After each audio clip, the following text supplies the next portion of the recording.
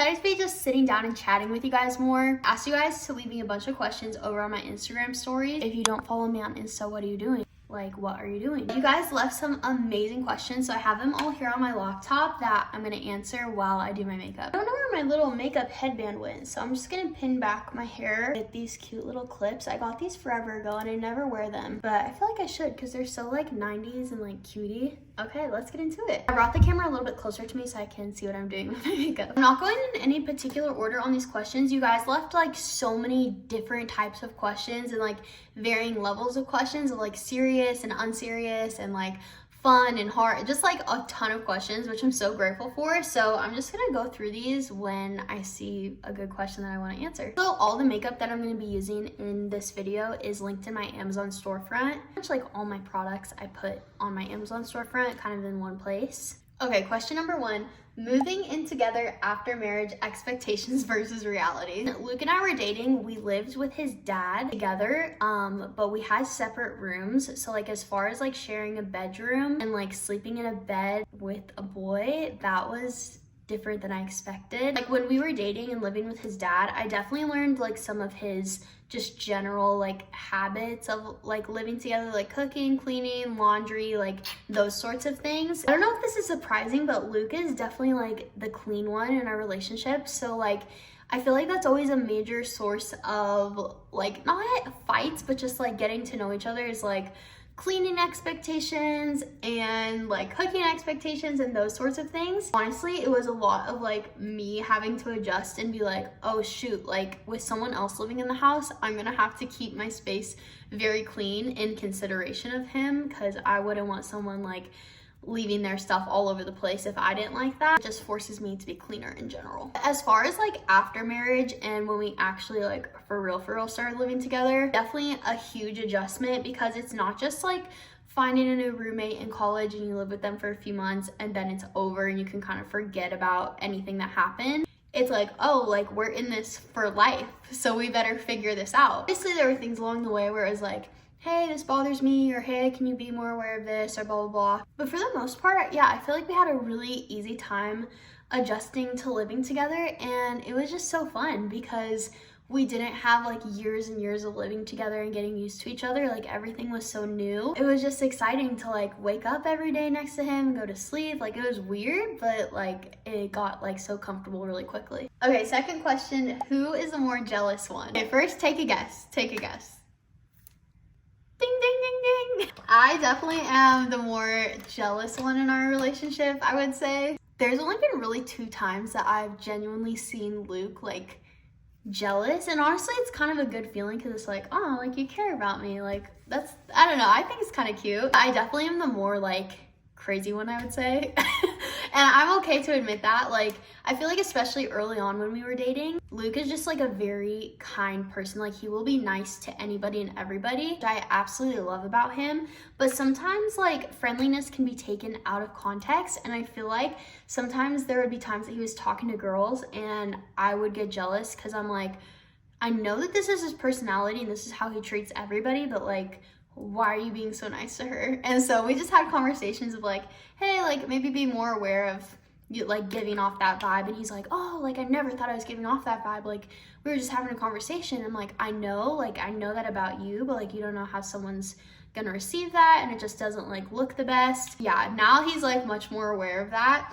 Cause me, like if I even think a guy is like at least like a little bit flirting with me, I'm like, period, no. Like I will turn off all like, not kindness, but I'm just gonna be like very like stoic, and Luke sometimes doesn't read those vibes. So yeah, I'm definitely the more jealous one. Obviously being married, there's that security of like, I know that he would never ever like have eyes for anyone else. And so yeah, now jealousy isn't really a thing, but I would say in our early dating stages, I definitely had my moments for sure. Next question is, how do you guys manage finances? There was actually a lot of questions about finances. So like from the very beginning of us dating, it's definitely something that we talked about, especially with my income being honestly pretty unstable and just like fluctuating a lot. Luke and I are very much both like savers by nature, and Luke grew up very differently than me. And so even though we had very different upbringings, we both like have this like saving mentality of like, if I get $100, how much of that $100 can I save? Like, I just, almost to like a fault, like it's where it's like, oh, when we got married, obviously we joined our finances. That was like an obvious decision for us both. We didn't want to have separate bank accounts or anything like that. So we joined our bank accounts, and we did try to budget our first 2 months of marriage, and we like made this whole budget. We like put it down on a piece of paper, and both months we went like way over. And it wasn't because we were just like shopping, like, oh, we need this, we need that. Like, it was just like, we just didn't know what stuff costed, and we were just like so off. And it became really stressful to the point where it's like, if I went to the grocery store and something was like $10 extra, I'd be like freaking out, because not because we couldn't afford the $10 extra, but because we went over the budget, and it was just stressing me out so much. And so I was like, honestly, budgeting is not for me personally. I know it works amazing for so many people, but budgeting is not for me because it just like stresses me out so much. Once we ditched the budget, it was like a lot less stressful, and we both just basically had a conversation and was like, I trust you, I know you trust me, and if something is over a certain dollar amount, we'll talk to each other, but anything below that, like gas, groceries, like just general daily stuff like that, we just trust each other to make the right decisions. That's currently what we're doing.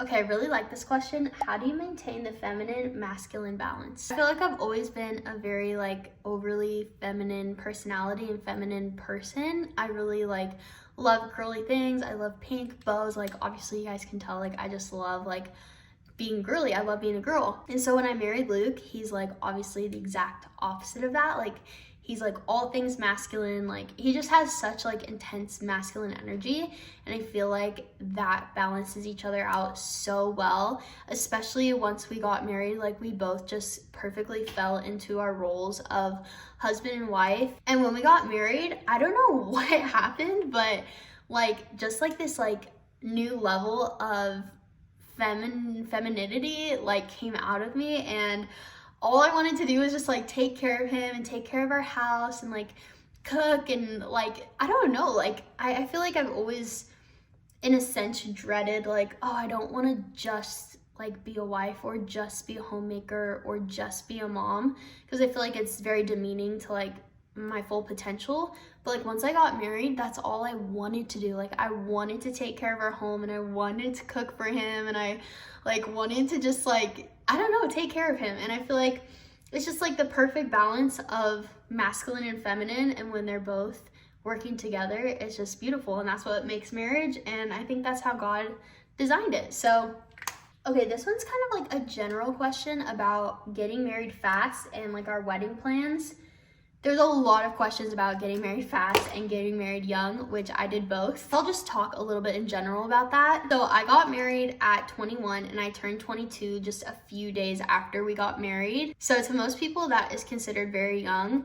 And for me, it was just like, I knew that this was it. I knew that Luke was the one. I knew that I wanted to get married to him. And so it was like, why wait? Like, do I think I'm gonna change my mind when I'm 22, 23, 24? Like, I was like, I'm not gonna change my mind, and I feel ready to get married. And I feel like God had like solidified that in both of us. I was like, okay, let's do it. And we did it. And so it's just like not letting judgment from other people get in your way. Like, if God has told you something, or you feel like God has put his hand on your relationship, then it's like, period. Like, that's it. That's the only approval you need. Thankfully, like both of our parents and families were very supportive, and the only haters we had were like online haters, but I don't care about them. Whatever, like I'm ready to get married. And so yeah, we got married. Then concerning the like wedding planning process and getting married fast, we got engaged in May and then got married a month later in June. So we had a very short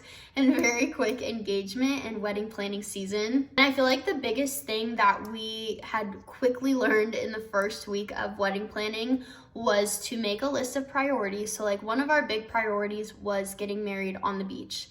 And so obviously with the venue, that's a little bit difficult to find. And so we focused on that. First and foremost, we were like, okay, let's find a venue that is on the beach. And then right below that was like our photographer and our videographer and just like big things that we definitely both wanted. And so we got those out of the way first. And then we established the things that we didn't care much about, which was like the number of guests and the flowers. I honestly didn't really like care a ton about my flowers and like the decorations and stuff like that. We spent less time and money on those things because it just was like not as much as a priority as some of the other things. So yeah, if you're also planning a wedding quickly, I would say a list of priorities is very helpful, and just make decisions and don't second guess yourself, because there's a million options out there of things you could do, venues you could get married at, dresses you could pick. But just make a choice that you feel good about and roll with it. Because if you keep comparing like, oh, this might be good or this might be good, you're gonna be wedding planning forever. Like, it's just, there's too many options. So priorities and decisions, that's what I would say on that. Okay, a lot of people also ask the question, how did you know Luke was the one? I can't say that there was like one singular time where I like locked in and I was like, oh, this is the one. But I would say it was just like obviously over us dating and like just getting to know him. I fell very quickly for him. I just loved like everything about him, and there's obviously things that I was like a little bit concerned about, but that weren't like major deal breakers. So for me, it was just like getting to know him. I was like, I'm in love with you. And I had truly never met anyone like him, and I always knew that I would get married to someone like very masculine and very outgoing, and that is exactly what he is. And he brought out the best in me.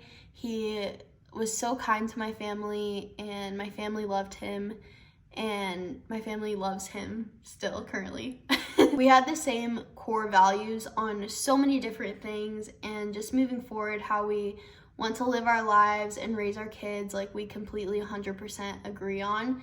And so yeah, once we established those things and I got to know him and his personality and all his things, I was like, I love you. You're the one.